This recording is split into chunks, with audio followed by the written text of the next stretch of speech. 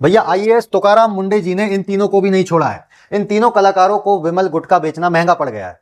हुआ यह है कि ये जो आईएएस तुकाराम जी है, इन्होंने इनको एफडीए का नोटिस भेज दिया और 15 दिन के अंदर जवाब मांगा है। अब ये नोटिस क्यों भेजा है? वो इसलिए कि ये जो लोग हैं और ये जो गुटखा बनाने वाली कंपनियां हैं, ये जनता को समझती हैं मूर्ख और खुद को बहुत होशियार समझते हैं। आपने देखा होगा जितनी भी पान मसाला वाली एड आती हैं, वो डायरेक्ट पान मसाला नहीं बेचते, वो गुटखा नहीं बेचते, वो क्या बेचते हैं? वो बेचते हैं इलायची। वो बेचते हैं इलायची। आपने देखा होगा रजनीगंधा इलायची, विमल इलायची, राष्ट्रीय इलायची। जबकि पता आपको भी है, हमको भी है कि इलायची की आड़ में ये बेच रहे हैं गुटखा ही। इसको बोलते हैं सरोगेट मार्केटिंग। क्या बोलते हैं? Surrogate marketing. सरोगेट या फिर इनडायरेक्ट मार्केटिंग, या आप इनडायरेक्टली किसी और चीज का प्रचार कर रहे हो किसी दूसरी चीज की आड़ में।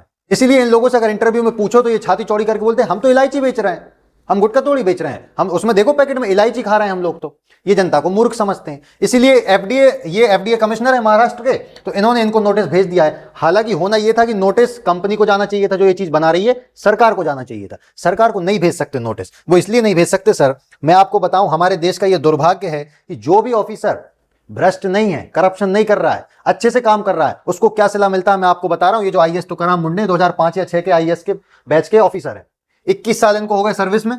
21 साल में 25 बार ट्रांसफर हो गया। आप सोचो, हर 10 साल में नया ट्रांसफर। ये इनका 25वां ट्रांसफर था as a FDA commissioner of Maharashtra.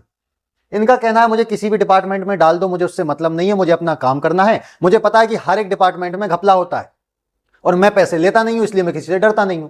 आप सोचो इनकी कार्यशैली देखो। लगभग 26 मई 2026 में इनको एफडीए कमिश्नर बनाया, कहां का? महाराष्ट्र का। आज तक 17 अगस्त तक 3 महीने में 1100 प्लस रेड मार दी। आप सोचो, आप स्पीड देखो काम की।